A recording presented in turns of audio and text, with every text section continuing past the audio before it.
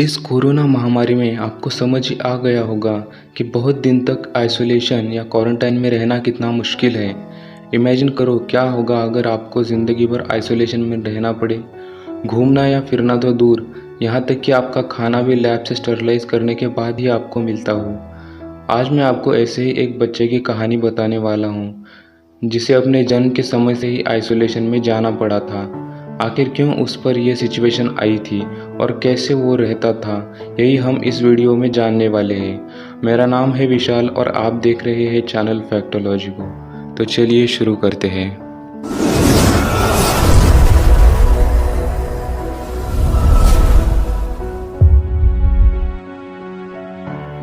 21 सितंबर 1970 को David waiter का जन्म हुआ था। उसे जन्म से ही एक भयंकर बीमारी थी और उस बीमारी का नाम था सेवरल कंबाइंड इम्यूनोडिफिशियंसी। हमारी आम जिंदगी में हज़ारों लाखों बैक्टीरियाज और वायरसेस का इन्फेक्शन हमें होता है, मगर हमें इस बात का पता भी नहीं चलता और इसका कारण है हमारी इम्यून सिस्टम। मगर ये CID एक ऐसी बीमारी है जिसमें जन्म से ही व्यक्ति में खुद की कोई इम्यून सिस्टम नहीं होती। मतलब साधारण सा सर्दी या बुखार भी आपको मौत तक पहुंचा सकता है। यही बीमारी थी डेविड को। अपने जन्म के तुरंत बाद ही डेविड को एक आइसोलेशन चैम्बर में रख दिया गया, जो कि आकार में बहुत ही छोटा था। अब यही चैम्बर उसके लिए उसका घर बन चुका था। वक्त के साथ साथ डेविड के साथ ही वो चैम्बर का आकार भी बढ़ा दिया गया। अगर डेविड कुछ समय के लिए भी चैम्बर से बाहर आ जाता तो भी उसे इन्फेक्शन होना पक्का था। अब वही चैम्बर उसके लिए अपनी दुनिया बन चुकी थी। आम बच्चों की तरह खेलना कूदना, स्कूल जाना तो उसके लिए एक सपना ही था। डेविड के माता पिता उस चैम्बर के बाहर बैठ के ही उससे बातें किया करते थे और उसे पढ़ाया भी करते थे। मगर उस चैम्बर में एयर प्रेशर बनाने के लिए जो मोटर लगाए गए थे, उनके आवाज़ के कारण डेविड से ठीक बात करना भी बहुत मुश्किल था। खाने से भी वायरसेस और बैक्टीरियाज का इन्फेक्शन हमें हो सकता है, इसलिए उसका खाना भी लैब से स्टरलाइज करके ही डेविड को खिलाया जाता था। डेविड ऐसे ही बड़ा होता गया। जब वो 7 साल का हुआ तो नासा के वैज्ञानिकों ने डेविड के लिए एक खास तरह का आइसोलेटेड सूट बनवाया, जिसकी मदद से डेविड कुछ देर तक बाहर आ सकता था।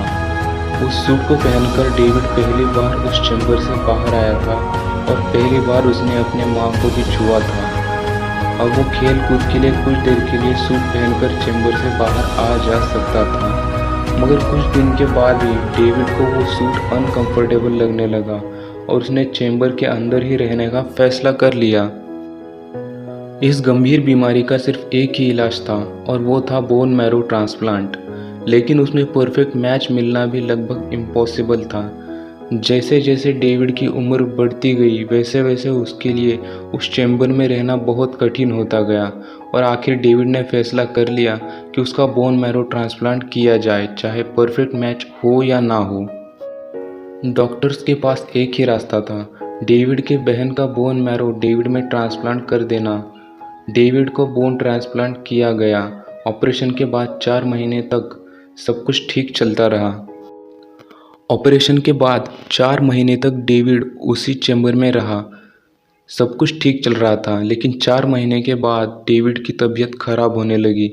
डॉक्टर्स को ये पता चला कि जब डेविड का बोन मैरो ट्रांसप्लांट किया गया था, तब अनफॉर्चुनेटली एक एप्स्टीन बार नामक वायरस भी उसकी बहन से डेविड की बॉडी में एंटर कर गया था। हमारे लिए तो ये वायरस एक आम बात है, मगर डेविड के लिए ये बहुत ही ख़तरनाक साबित हुआ।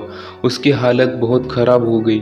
2 हफ्तों तक वो हॉस्पिटल में रहा। उसे चैम्बर के बाहर निकाला गया और बाद में फरवरी 22, 1984 को डेविड की मौत हो गई।